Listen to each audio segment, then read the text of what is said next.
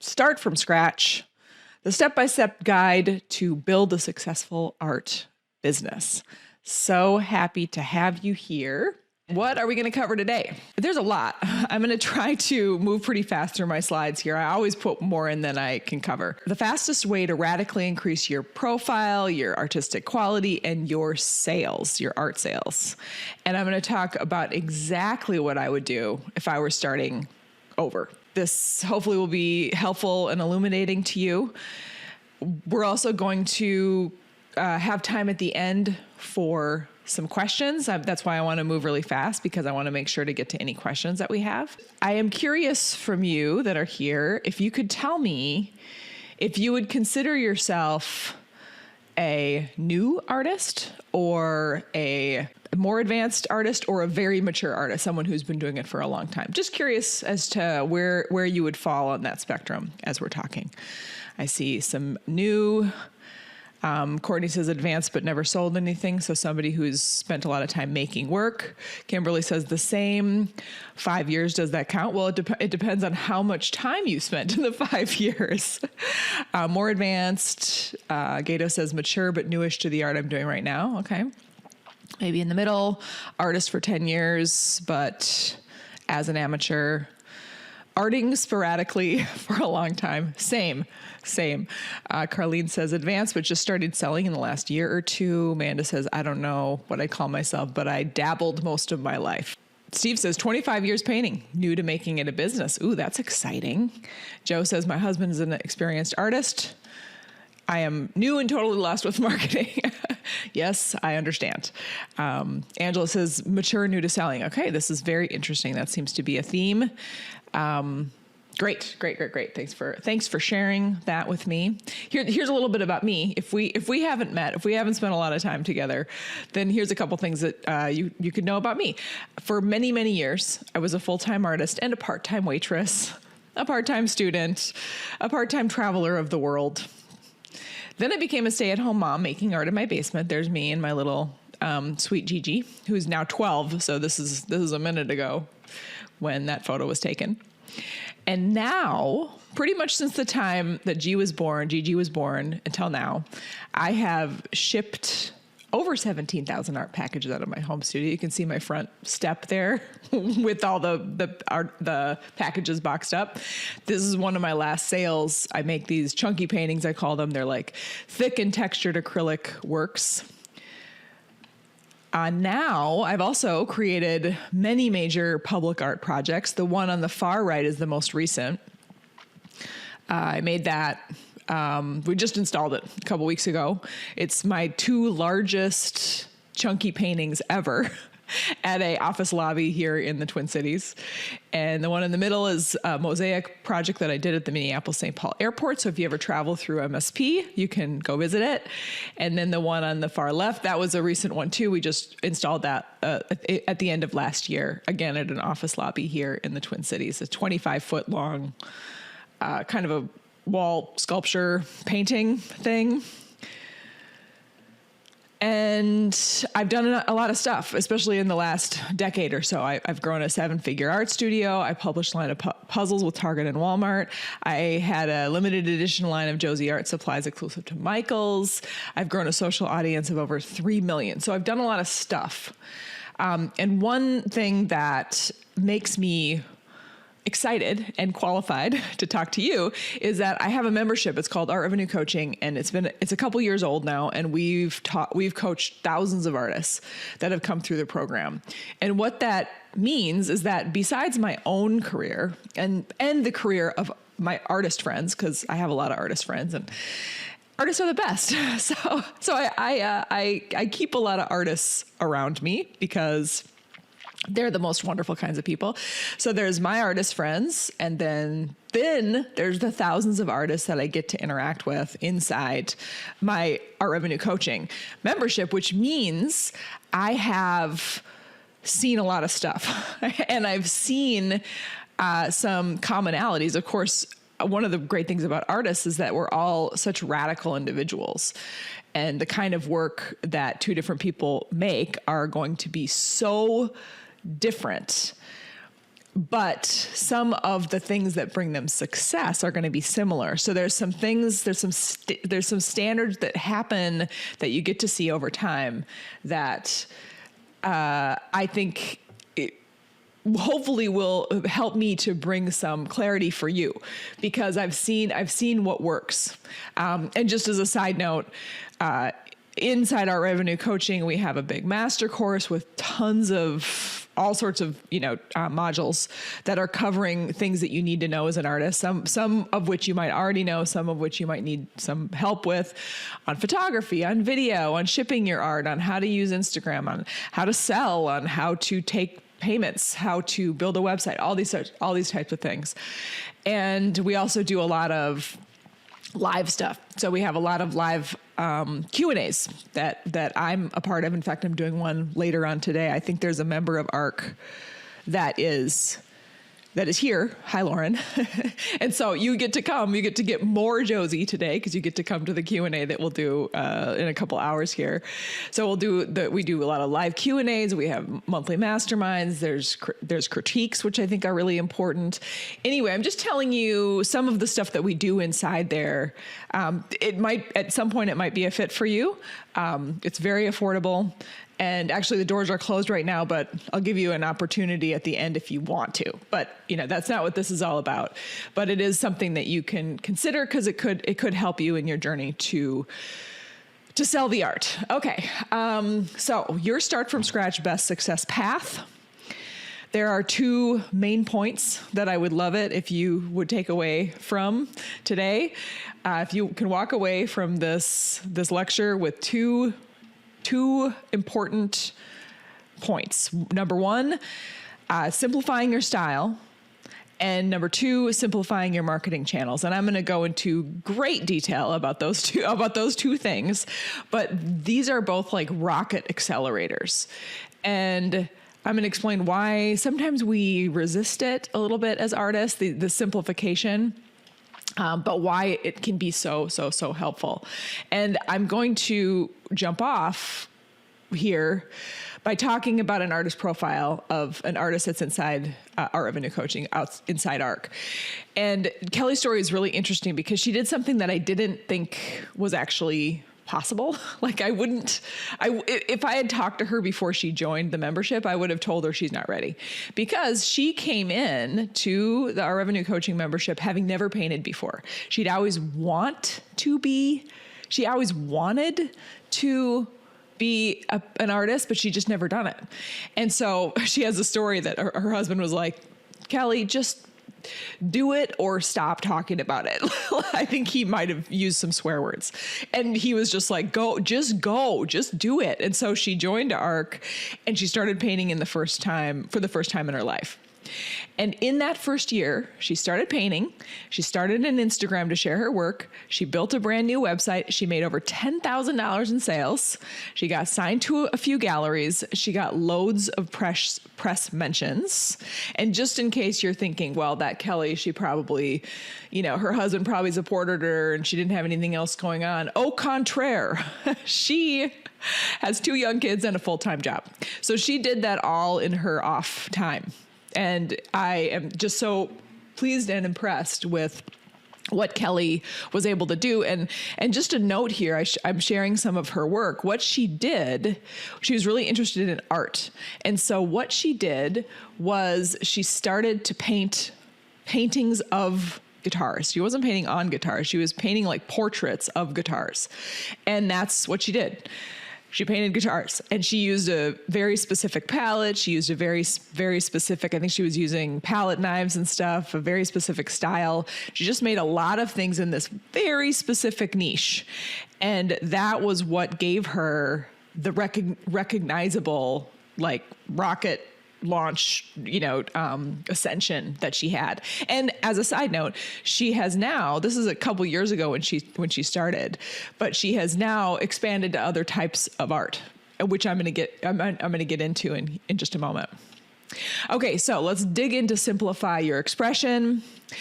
There's the types of artists. We talked about this a little bit already, but as I explain, you could, if you haven't already answered this, jump in to the chat and let me know. But the types of artists I talk to a lot, both inside ARC and outside, are new artists like Kelly, who are, new artists like Kelly have a paintbrush and a dream, so they're thinking, man, could I do this? Could I like make art and then sell it? And like I said, it can work. You can in fact do that. And then, it seemed like there was a lot of people here on this call that are experienced, but haven't figured out the selling and the marketing. Or you might be an artist. I think there was someone earlier in the chat, maybe it was Philip, who started as a potter and now you're doing painting. If I got that mixed up, I'm sorry. But a lot of times, artists, like I've talked to people who were a photographer, maybe they did wedding photography or something. And they're like, but I really want to paint. So they have this entrepreneurial skills and creative abilities, but they want to transition into a different kind of expression. And then, of course, there's also artists who sell in real life, IRL, but they want to prioritize the online marketplace. And you could fit into any of these slots. And as a side note, there's a question here about this being recorded. It is being recorded, and you will get a replay. All right, so I'm going to say the dreaded word, the dreaded N word, a niche. Artists hate this word so much. Let me know in the chat, using emojis, how you feel when someone talks about an artist niche. I'm just curious, or words. You can use anything you want, but I want to know what you think about when you think about a niche, because a lot of artists are very upset. I see grr, run away. I see, oh no, disturbed and confused. I see melting. People don't like it. Artists do not like it. And it is because artists are butterflies. Artists have a lot of ideas and they're curious and they want to try things. And then a lot of artists have a strong priority of freedom, which is very similar to me. I really care about freedom and being able to do what I want. I don't like rules, even if they're rules that I make myself. And so I know this can be tough. I know this can be tough for people, but I'm going to try to make some sense of it here for you and tell you why it can be helpful. Developing a specialization, a niche, is the most important thing an artist can do to become recognized and to sell their art. Full stop. What is a niche? You can see Van Gogh on the top there. A niche is defined by specific style, themes, subjects, techniques, mediums that will set the artist apart from others. And it could be combinations of those things. It could be a palette, a similar palette. I think that's true with me. I have a similar palette in a lot of my work. And what's important here is that sets the artist apart from others. So that would mean if your best friend walked into a gallery that was featuring 50 different artists, could they find your work? Would they know which one is yours? Just by looking at it, just by what it looks like. And that's what we're going for. We are going for recognizable individuality. The trouble with niching, artists strongly value freedom. Niching looks like rules, and that restricts freedom. Artists strongly resist limits on their creative practice. And I get that, I get that. And that's a value, that is a good thing that artists have. However, maturity means starting to focus our attention a little bit. And it is very possible. There are probably artists who make a lot of different things and have developed a career out of that. But they are the minority, my friends. The artists that can do that are the minority. And if you're really interested in selling, then you are going to have to create some rules. And I'm going to dive into this in ways that isn't going to make you feel like drinking gin out of the cat dish in a second. So, don't freak out quite yet. But you have a unique voice and perspective that no one else can replicate, which is a beautiful thing about artists. Your individuality, your weirdness, your delightful uniqueness is your greatest asset, but it does require development and refinement. Making art consistently helps uncover and strengthen your unique expression. The more you create, the clearer and more powerful your artistic voice becomes. And I would add, the more rules you put on what it is you're creating, the clearer and more powerful your artistic voice becomes. So like Kelly, she was like, I am going to start this thing off by just painting the guitars, and I'm going to stick with this palette, and I'm going to stick with this style, and I'm going to do this for a limited time. I want you to remember, limited time. This is important. It's not forever. Anisha's in jail. It's a time where you're going to develop an idea. And by the way, I went to art school, and then I went to grad school to get an MFA. So I was in art school for 8 years. And the whole arc of education in the arts is first to give you a wide set of skills. So you're taking printmaking, and you're taking art history, and you're taking painting, and you're taking pottery. And then as you become a upperclassman, then they say you have to choose. You have to pick a focus. And then that focus gets narrower and narrower and narrower as you go. So that is just kind of the natural path of an artist who wants to be a professional. By developing that niche, by that specialty, artists can build a unique identity, attract a dedicated audience, establish themselves as experts in a particular area, become really, really good at a specific thing. I got this beautiful question in my DMs just yesterday. This is recent. She says, I want to know what you mean by niching down, because when I see your page, you do plenty of different mediums, not being mean or anything. Thanks. I do get mean DMs. So it's nice that she was like, I'm not trying to be mean. I'm just asking. I love your uniqueness in art. You're the reason that showed me that you can do what you want, but I know you're very successful, but you do different stuff too. So what do you mean by niching down? Love you and your artwork. So sweet. Such a great question. I'm hoping she's here. I sent her an invite. I don't know if she was able to come, but I'm going to send her a replay. So hi, love your question so much. And I'm going to answer it right now. So, I showed you this image earlier, and somebody, looking at these, never seen my work before. They're like, this person is doing very, very different work. And you would be excused for thinking such a thing as that. But I've been an artist since I was 15, and, not to give myself away or anything, but I'm almost 50. So that means I've been making art for 35 years. And over the arc of a artist's career, you can try a lot of different things. So these different pieces here, I had another slide, dang it, and now I don't know where it is. I had another slide that showed some of the background in some of these arts. Oh, I found it. Hold on. Here it is. Okay. All right. Here it is. So, as you can see, we have, I've been making these chunky paintings for a long time, and I've made hundreds. With the mosaic for the airport, I wasn't a mosaic artist. I'm still not a mosaic artist, but I spent a year learning how to do it. It took a really long time, and I made sample projects, and I spent a lot of time in the design, and I spent a lot of time with tile, and I watched a lot of YouTube videos, and I talked to a lot of mosaic artists, and I really invested in figuring out how to make it technically good and how to make it artistically good. And then with this one here, I call this the slither. I've never made one that big, but I had made lots of smaller versions that turned into a puzzle, and it was also a paper version, and probably hundreds of those as well. So this is a timeline that we're looking at here. It's not, just a I didn't do this all in the last couple months. I did these over time. So I've got a theory though about this, which is, here's my octopus, the octopus theory of niching. Over a lifetime, many different expressions can be perfected.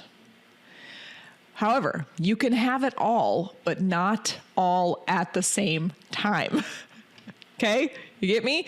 So there's been times in my life when I was a young mother and I had to, focus on being a stay-at-home caregiver of a baby. And that, if anybody here is a parent, that takes a lot of time and energy. And so I couldn't do the same things that I wanted to do as a single person, obviously, because I was parenting and being at home and doing that for a couple years. And then as my daughter developed, I started to be able to dive back into my art in a different way. And the same thing goes for everything. When I was a student, I had to take the printmaking course. I wasn't really interested in printmaking, but I had to take it. And now I actually know things about printmaking. I'm not a printmaker, but I learned things there. So knowing that every choice is a risk, it's important to acknowledge that choosing everything is choosing nothing. So I want to talk about it. We're like these octopuses that want to get our fingers into everything. And what I'm asking you to do, and some of you might have already done this. It depends on, Hillary says she's the octopus at the moment. And I think a lot of us feel that. And I'm curious to know if you're an artist that just wants to try everything and then just gets into all sorts of different things and moves around a lot, or if you feel like you've really focused your attention in different categories. So let's say our octopus is interested in painting watercolor florals.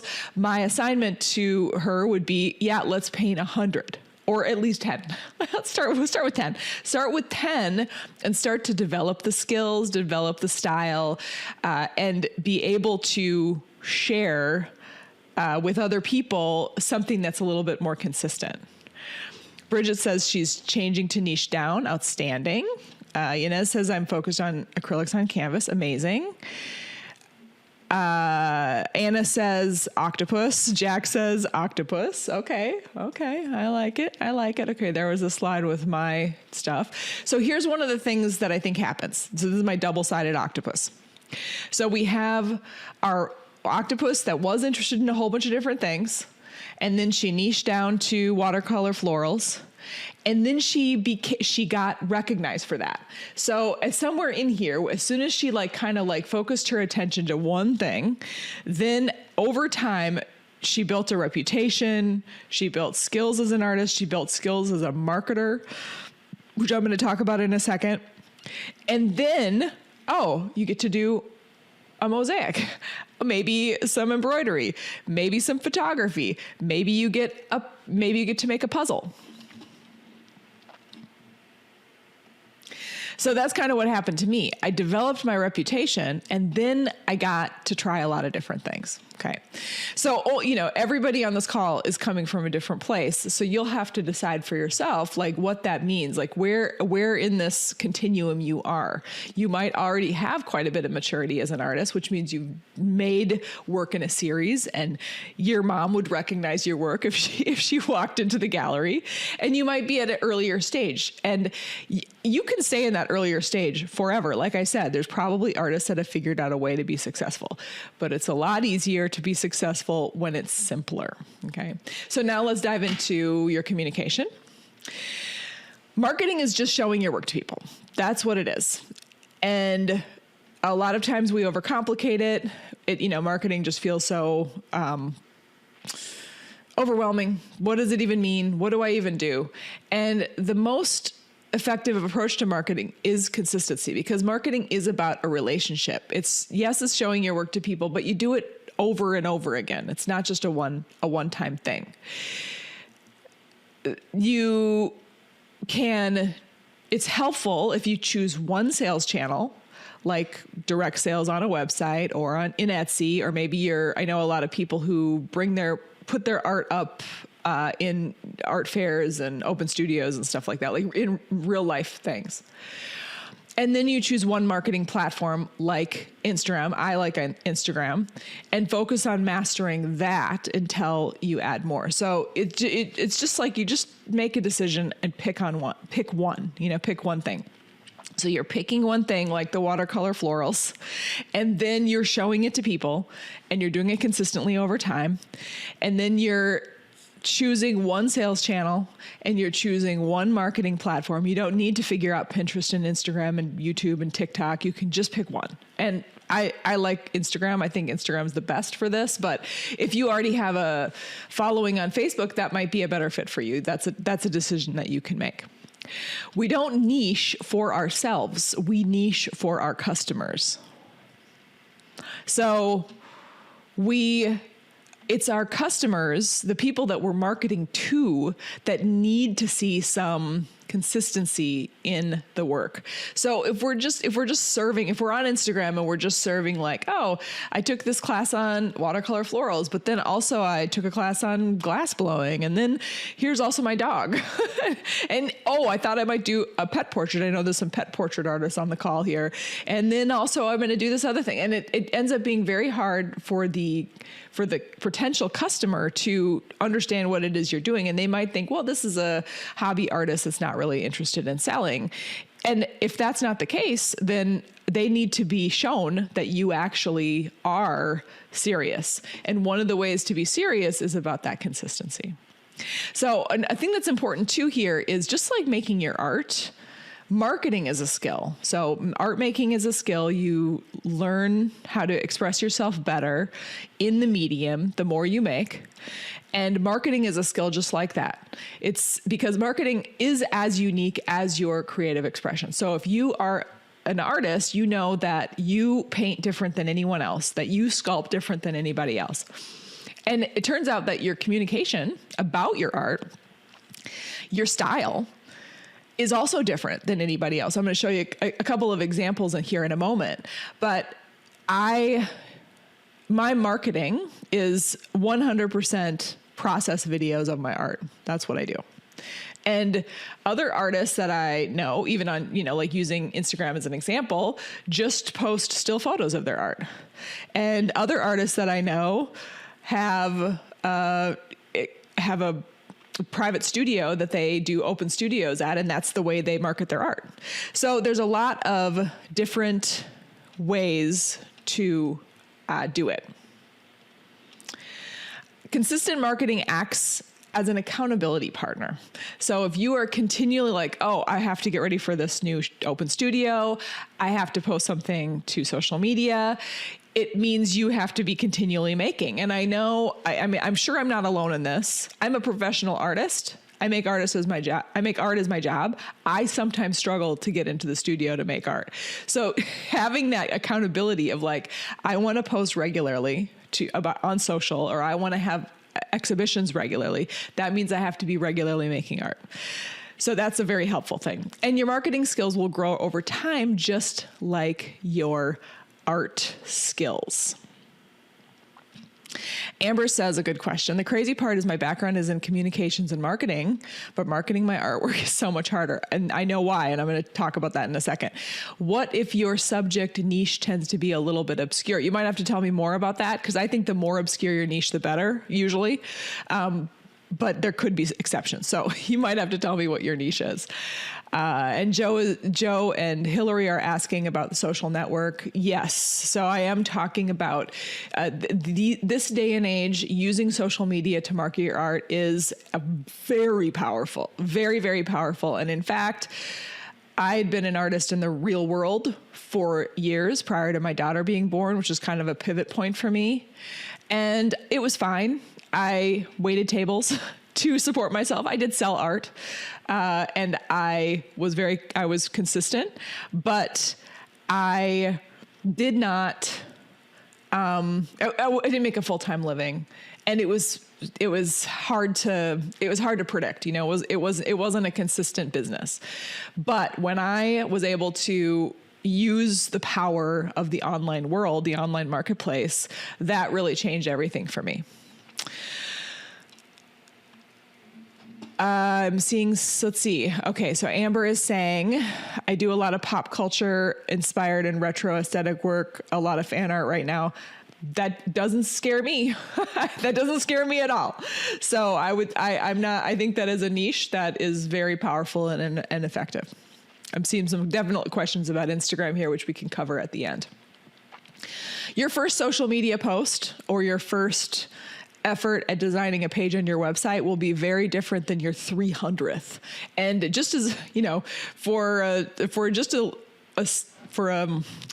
sense of perspective here, I started posting videos about my art to Instagram in like 2016. And since then, I posted every day. And that means I've created thousands of videos of my art. And I've gotten much better at filming, at editing, at showing my art, at finding out how people like to see it. And that is a huge factor.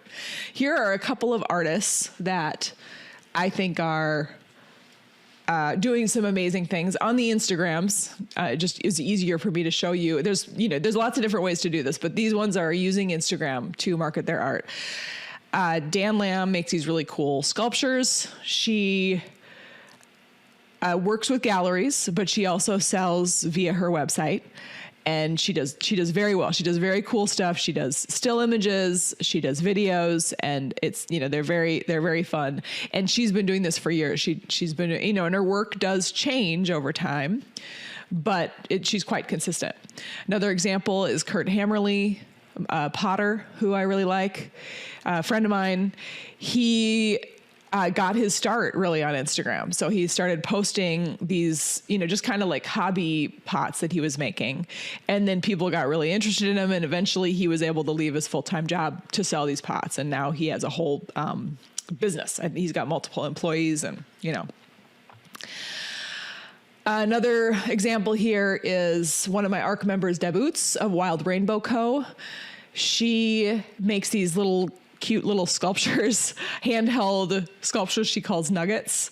And every month or so, she'll do a sale, and she'll always sell out.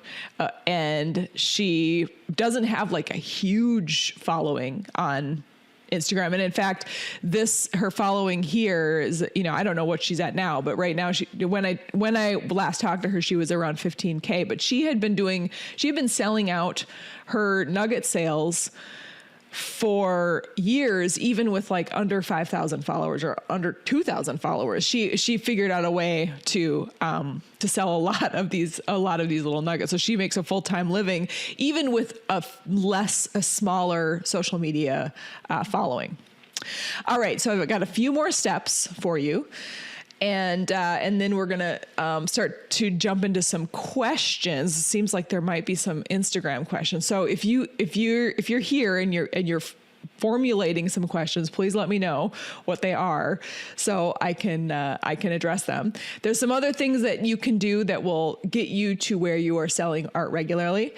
I like to say that best results happen with marketing at 90%, sales at 10%. So I'm rarely making direct offers like, hey, buy my thing on social media or on my email list, which is really important.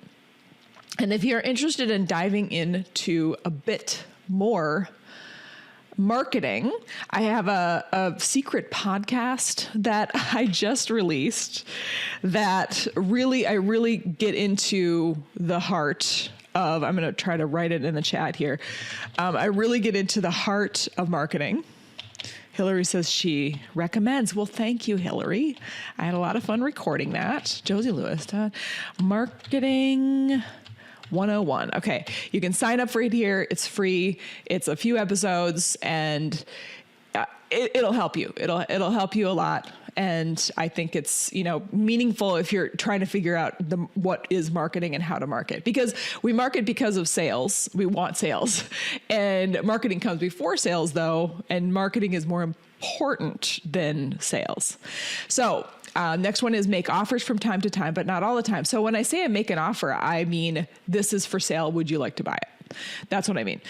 I rarely do that in my social media. I don't do it often on my website. It's something that I do from time to time because I don't want to feel like a guy selling watches out of his jacket in Times Square. So I don't want to be like, hey, look, I got something to sell. Here you go. It's tiring for me and tiring for my audience. So I'd prefer to create relationships with people. And so that when I do offer something, they're like, oh my gosh, it's time. She's ready. She's releasing these. I want one. And then here's a big one. When you get results from your social media, from your exhibitions, feedback from people, if you make an offer and your stuff doesn't sell, it's very important to insulate your heart and your soul your tender artist ego from the results, because you won't always get good results. You won't always get the results you want. So what I like to say is you'll either get the results you want it, or you'll get the information you need it. So it's feedback. And you can just think of yourself as like Sherlock, like, oh, well, that shop update, that sale, I was a part of this art fair and it wasn't successful. I wonder why. And then be thoughtful and critical about why. And don't be like, oh, people don't like me. They don't like my art, because that'll just get you stuck and then you won't continue forward. And the winners here are the ones that keep on going. And my last little piece of advice here is start an email list right away. And an email list just means you can get a professional email list from someplace like MailChimp for 100% free. And it just means you can put people who are interested in your art in the list, and then you can email them from time to time about your art. That's all it is. And it used to be that in the old days, we'd get people's addresses and send them postcards and stuff about our art, which is more complicated and more annoying. So an email list is much, much better. Even if you have a big social media following, you don't own them, anything can happen. And it's powerful, but you own your email list. So you want to put the people that are interested in your art on your email list. And that's really important. And you start it right away. I mean, everybody starts at 1 subscriber, right? So you got to start it right away. All right. Now I'm just going to talk, let's see, I'm going to give a quick recap. Simplification, simplification, simplification. If you want your marketing and your art and your messaging to be powerful, the simpler you can do it, the faster you'll grow. And we talked about why that will make you a better artist. It'll just make you more unique, more concentrated. Your skills and your communication will get better.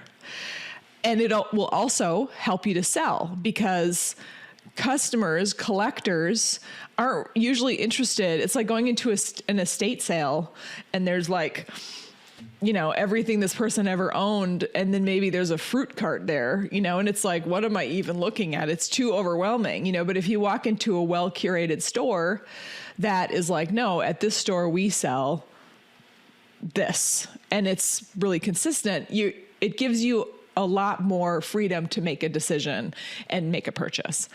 And then I also talked about the importance of learning the skill of marketing.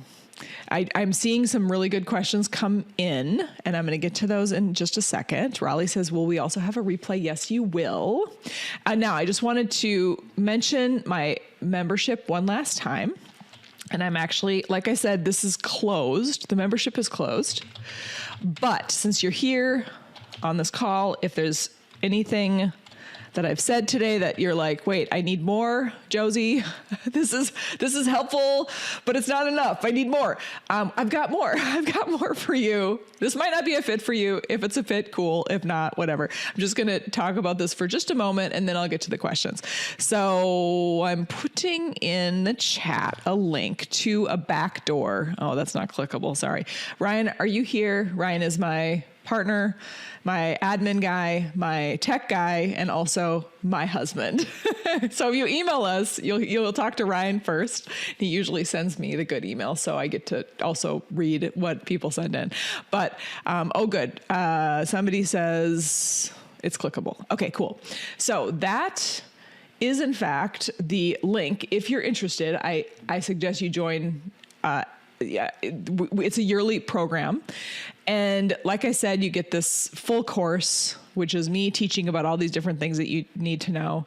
And you can either do it step by step, like just from the beginning all the way straight through, or you might be like, well, I already kind of have a business plan, but I don't know how to price my art. So, then you'll maybe use it as a reference guide and hop into the pricing your art training. Or, you could be like, well, I feel pretty good about my photography, but I don't know how to use Instagram or other social media, so I will jump in. Lauren says, highly recommend ARC if you want more info. It's so thorough and comprehensive. So much helpful advice at a great price. Thank you, Lauren. That's the nicest. Okay. So, and then you get, besides all the training, you'll get lots of live support. So there's monthly Q&As, there's masterminds, there's critiques. Critiques are really important because sometimes we don't know where we're at with our work, and we need a little help to just get just a little like kind feedback to help us to kind of shape where we're headed. There's like artist accountability pods. There's private community. So much stuff, you guys. It's amazing. And you can get access to everything in ARC for about $25 a month. It's a yearly thing, which works out to be, I think it's like $297 for the year. And you can also join as a lifetime member, which we'll give you a little bit more support for that. We'll do some direct coaching, one-on-one coaching. So if you're like, oh my gosh, this is exactly what I need and I need it forever, then you can join as a lifetime member. And then we're going to really dive into it and get up your butt. In the nicest possible way, but we will be there to really give you the coaching and guidance that you need. But you're going to get plenty of that inside the yearly too. So if this is something that's interesting to you, like I said, it's not open. The doors to ARC aren't open. So this is like a private link that you have. Okay. Oh, and you can also cancel and get your money back. So easy peasy. If you jump in and you're like, oh, this isn't what I thought. Well, then you can just email Ryan, because he'll get the email and he'll say, absolutely, here you go, here's your money, and easy and pain-free. Okay, now I put a couple of my own frequently asked questions in here, but I'm going to actually go through the questions that I've seen, and if you have more questions, I will, in fact,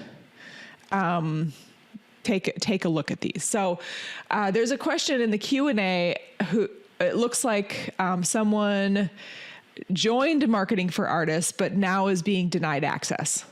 So I'm not sure why that would happen, but if you email us, just hit reply on any of our emails.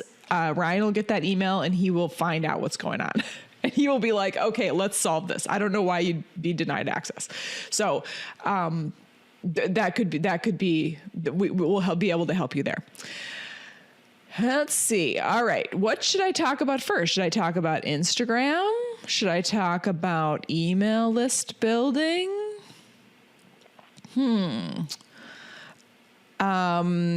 Gigi says, I get all kinds of sketchy followers on Instagram and I have to block them. What am I doing wrong?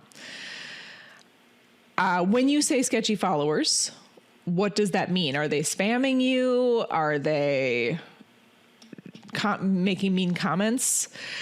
I don't usually do anything at all with followers that might be bots or followers that are sketchy. I just leave them all alone. That's what I do.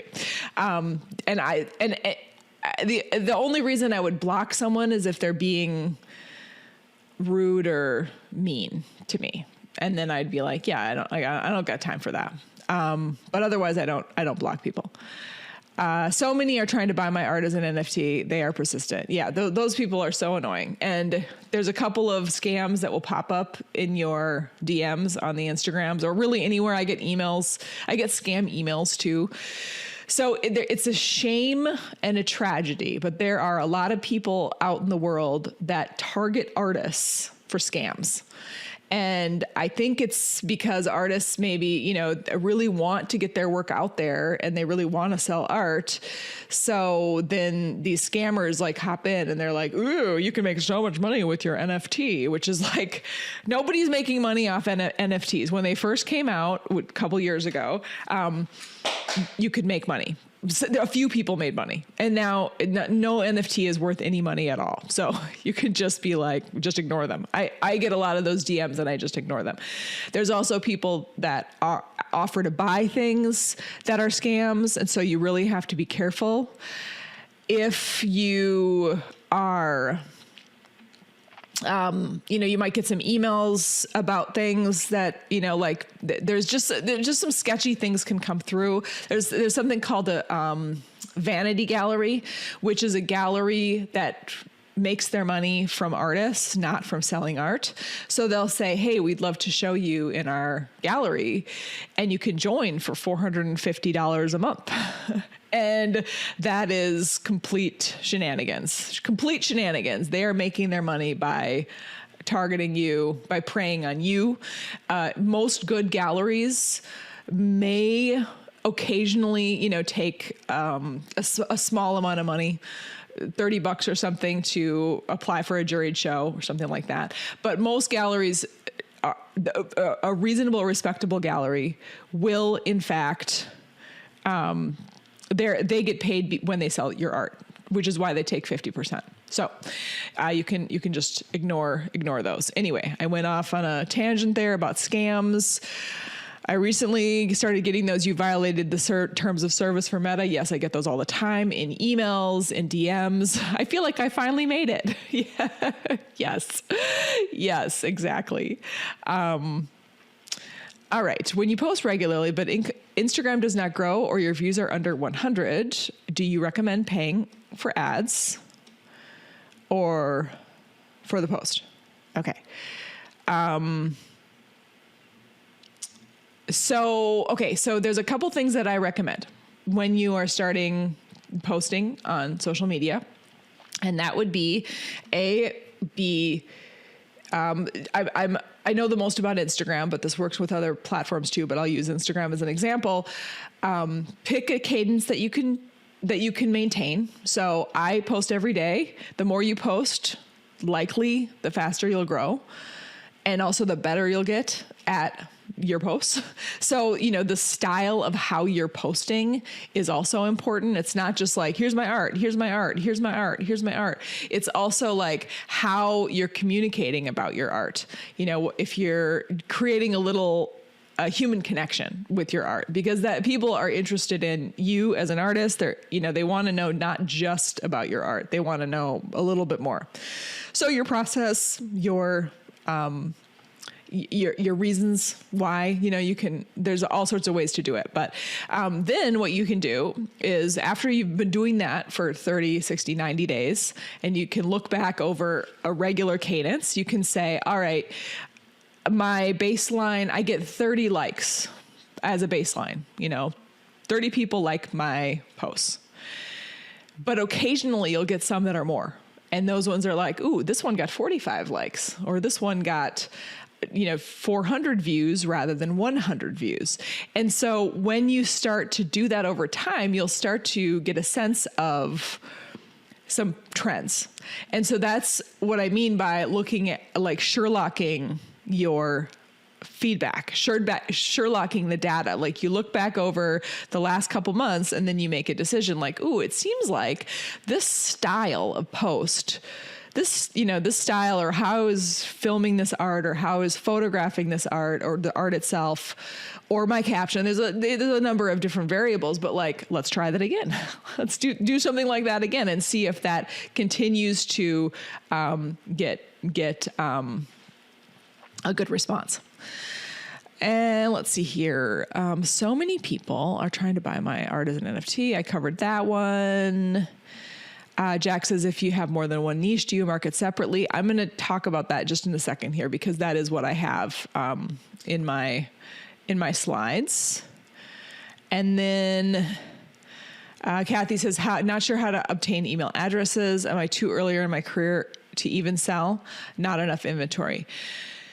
Yeah, so I would say the steps would be make art in a series, and make a series. I would say, depends on kind of this time scope of your work, but I would say at least 10 to 20 that are in a series that look like they match with each other, that are a similar style, palette, subject, etc., and make a series of those works.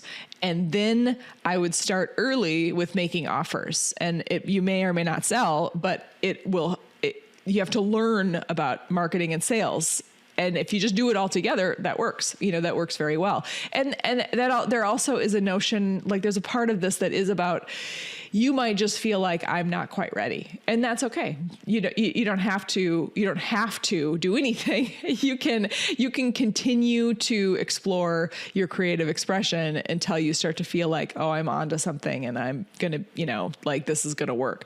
I will say though, a lot of artists will resist marketing and showing people their art. And they say it's because they think maybe the work's not ready, or they're not ready, or they have some various kinds of reasons. And really the reason is that they're afraid of vulnerability, because it is really vulnerable to show your work to people. And it's really vulnerable to do it time after time after time. And when you offer to sell your work to someone, you might as well just take off all your clothes and go on stage, because it feels really scary to do that. It's really, really scary. And so, if you're resisting marketing and you're resisting trying to sell, it might be that you're not ready. It might be, and only you can know, but it also might be that you're just scared. And the thing about being scared is that welcome to the friggin' club, everybody. Like, it's scary out here. It's scary getting in the arena, as Brene Brown talks about, like getting in the arena and trying to do your thing and shoot your shot. It's not easy necessarily. And you will learn things, and you will probably have some failures. I have had many failures, and I just kept going. Okay. Let's see here. Are there more questions? I'm a slow painter, says Kathy. Yes, that is kind of tricky when you're really slow. And I would suggest either working at a different scale so you can make art a little faster, or maybe in a different medium that's a little quicker. Like an oil painter, for instance. My dad was a painter, and he would spend months and months and months on a painting. And it was kind of like he couldn't really create a series that fast because it took him so long. And so I was always like, Dad, why don't you make small watercolors just so you can make a bunch, like you could make a bunch, then they can be less expensive. And then, there might be some, back then it was only galleries, so there might be some galleries that are willing to like, show your watercolors. He was a really good watercolorist, by the way. He loved making his big oil paintings, but his watercolors were really good. So, that would be my suggestion there. Philip says it really is scary. Yes, it is. It is. It is. Okay. Amber says, in a social media group I'm in, someone said people need to see a product an average of 8 times. And now they're saying like an average of 15 to 20. So that's like a marketing truism that people need to see something a lot before they consider making a purchase. And it's more the higher end the prices. So that means that they need to have more of a buy-in if your art is expensive, and most art is and should be expensive because it takes a long time and it's made by a person and it's not cheap. So that means you have to really create those relationships with people. So this is very common. Sometimes it annoys me, the fact that we have to care about recording because I just want to paint and enjoy that without caring about the lights or the camera. How do we find a better way to show the art? Only showing the final result you think. And that's really personal. That's an individual choice to decide how you want to do it. But I will say, when we're talking about marketing and we're talking about documenting the work. So like that means either you're documenting the process, you're using video, you're using photography. That's a skill. Photography is a stone cold skill, and figuring out how to photograph your work so that it looks really good isn't something that like every artist that's good at that had to learn how to do it. Even using the tremendous resources that we have at our disposal, such as iPhone cameras that do very good photography. Most of my work I'm shooting on my phone. I'm also using video on my phone. I have other fancy cameras too, but it is a learning, it's a learning curve. So like right now you can kind of see behind me here, that's my studio setup, and I have it set up for filming. And so now I don't really have to set up. I just have to go and turn everything on and then go. And I learned how to do that. I just had to learn what lights I needed, and I had to learn what my camera settings needed to be. And I had to learn how to set up my tripod, and I had to learn just the basics, you know. And then once I learned it though, learning was hard. Learning is always hard, but once you learn something, then you've got it. Then you can literally just hit play and, you know, carry on. All right. These are some good questions here.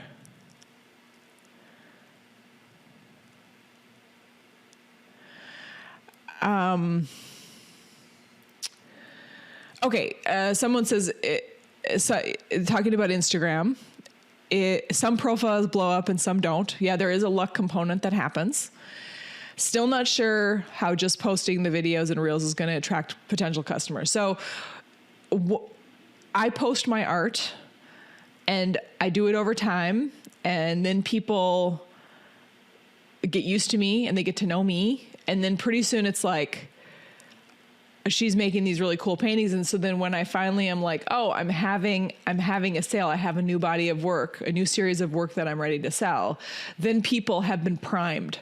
So they're interested in me. They're interested in my work. Hopefully I've gotten them on my mailing list, which is something that I offer a lot. I'm always asking people to be on my mailing list. And the thing about mailing, there was a question about this earlier, which I think was a good question, which was, how do I get people on my mailing list? And I think one of the things to consider there is that even though someone getting on your mailing list is free to them, they don't have to buy in, I still think it's kind of like we as the mailing list owners have to sell it a little bit. So we have to give people a reason. You know, it's not, people aren't just going to be like, yeah, I want to get on another mailing list. No, nobody wants to be on more mailing lists. They do not. But if you're able to offer them something by being on the mailing list, like maybe it's, you know, free shipping coupon, or maybe it's, I saw someone talking about raffles earlier. So if you do in-person events, I always recommend that you have like a giveaway, and maybe it's a print. It doesn't have to be anything super valuable, but you could just say, hey, you know, I'm giving away something here. If you give me your email list, I'm going to pull, you know, from everybody this weekend, and somebody's going to win. So I think that you definitely have to talk people in to joining. Amber says, your videos are the reason I started doing time lapses and recording my illustration process. It's so relaxing to watch. Why, thank you. I very much enjoy it. Somebody's asking, do I do hashtags? And I do, but I don't think they're important anymore on the socials. So I don't think you have to, but I do throw in like 3. So I'm not really sure, but I have never seen any particular value to hashtags, because these days, like the algorithms are so good that they know what you're posting. Even if you're posting a video with a voiceover, they can like read your words, and then that becomes like part of the data about the post, and then they just know what is happening there. So it's like you don't really need to use the hashtags as much anymore. However, being consistent is important, because I am very consistent I only post about art. If I started posting about other stuff that, you know, some of my audience might be interested in, but some of them aren't interested in, then the algorithm would be like, we don't know what's going on. Like she was posting about art, and now she's doing this other stuff, and we don't know who to show her post to. So the algorithm wants you to be consistent, so it knows who to show your post to. Kathy says, I would be afraid of having a really good photo of my work getting ripped off. And yet you need to present your work in the best way. So here's one of the sad things about the internet. The internet has made it possible to be plagiarized and for your work to get stolen. And that is the nature of the modern world that we live in. That said, there's probably different definitions of good, so like, something that could happen is, if you have a very high resolution photo of your work that's on your website, then somebody can download that very high resolution photo and then make prints and sell the prints. That does happen to artists, I know, and it's horrible and it's the worst and it's very hard to prevent. However, you can just post lower resolution photos, so that they're good. It's good photography. It looks good, but it isn't going to be able to be printed. But it's kind of, it's just that it's the nature of the world that we live in. You can get ripped off, which is why people copy my work all the time. My work isn't very complicated, like it does take skill. It's harder than people think, but people can copy it if they want. But the thing is, it's not going to be me, so people follow my channels and they like me, Josie Lewis, and they're not really, they could find another artist that might make rainbow art kind of like mine, but it wouldn't be me. So it's like, I can buy a Rolex knockoff that might look pretty good, but it's not a Rolex, And so I think that's what when artists do marketing very well, it means it doesn't matter if other people make art like them, or it doesn't even matter if people copy their work, because it's the fact that I'm the Rolex original and there's knockoffs, but I'm making the authentic, real me, and people do value that. Yeah, Amber says Instagram and Facebook compress files and take out the metadata, which, they can't really, there's so many ways to steal right now that my personal determination is, oh, well, if that happens, then that happens. But I'm more interested in creating relationships with real people, and I'm a real person. So I don't think watermarks are helpful. No. And I think they're actually, a lot of times I'll end up looking at a website of an artist and they'll have watermarks all over the place. And it's like, I think it's actually kind of it's a little bit of a rookie move. So watermarks don't help, number one. And number two, it doesn't look like fine art. It looks like something else. So, oh my goodness, so many good questions here. If you don't use hashtags, what's your secret to an effective caption? Well, humor is always helpful, but also, you can experiment with longer captions, shorter captions, personal captions, captions about the process, captions about your inspiration. There's different ways to go. And that again is your marketing voice, like what you like to do. One of the things that I talk about in the marketing podcast, which I think it could be helpful for you all, if you're interested in digging in a little bit more with me here, is that the best kind of marketing is the marketing that you like to do. So if you like to write and you're like, I do want to write a couple paragraphs about this, and you put it in a caption, then that's going to be the most sustainable and the most fun and the most authentic and the most individual kind of marketing. So you got to kind of figure out, like, what's my personal personality? It's kind of redundant. What's my personal personality, so that I can do something that I like in my communication that I can keep up over time.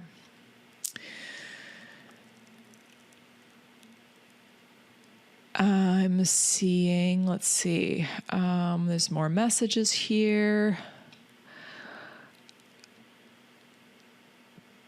Do you suggest putting the text on the videos when you post on Instagram, or only in the comment area?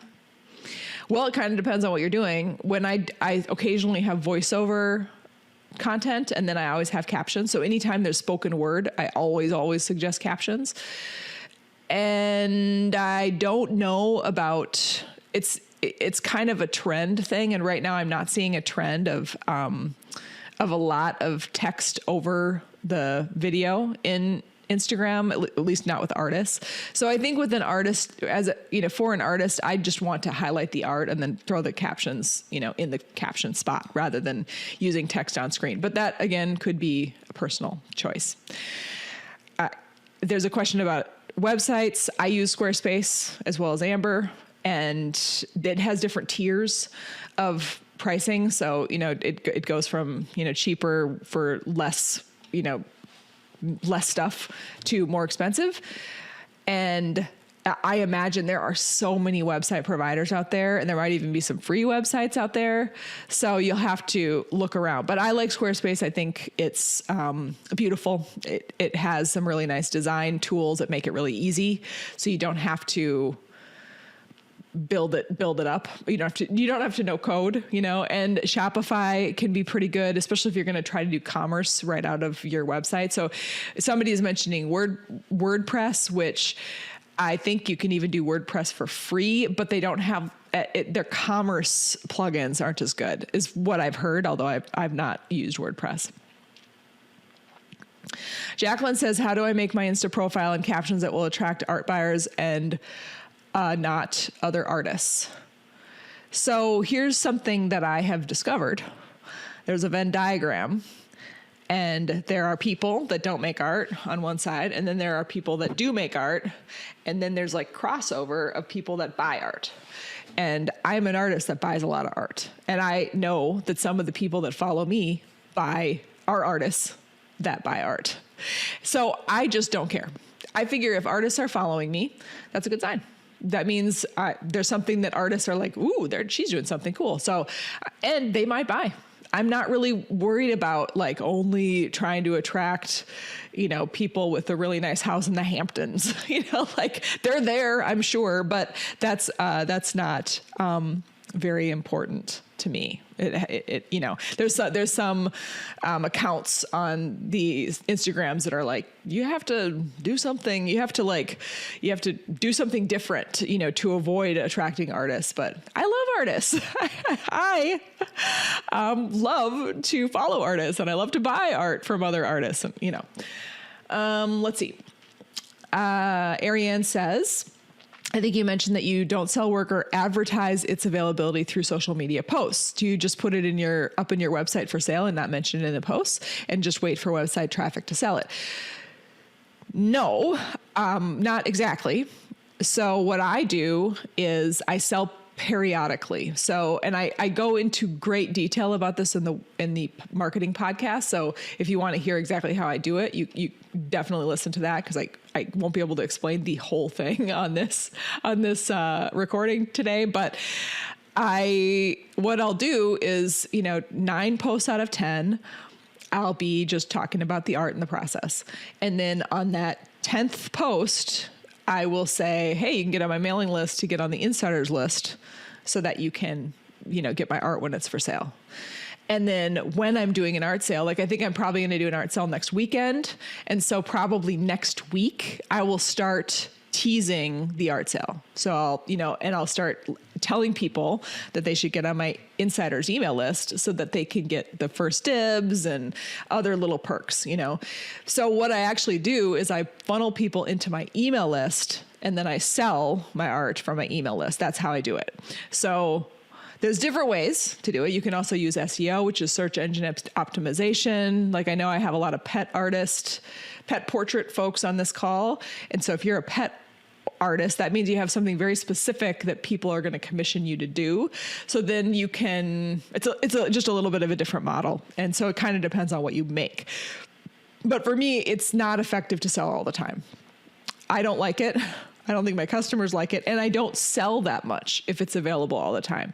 But if I make it a big event, then I tend to sell a lot more. And because it creates scarcity and urgency for people. They're like, oh my gosh, Josie's doing her sale.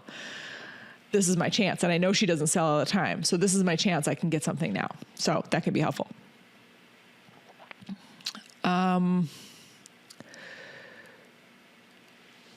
Let's see, some more questions in the chat. Somebody made a good point here. Note on video reels. A lot of people, myself included, browse social media on mute.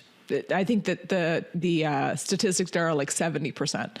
So keep that in mind when deciding what to add or not add, like what text to add or not add. So that is an excellent observation right there.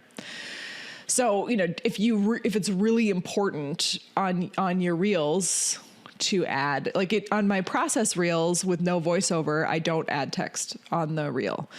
But if I really wanted people to know, like this is, acrylic on panel or something like that, maybe I'd pop that up there. It might increase watch time because people would be reading what I posted. I mean, it could help. Okay. All right. All right. If there's any more questions, burning questions, please let me know. Thank you so much for being here. It's been great to chat with you all. And I always like doing these.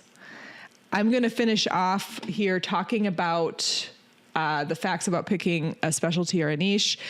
I hear this a lot. Can I have more than one niche? Yes, you can.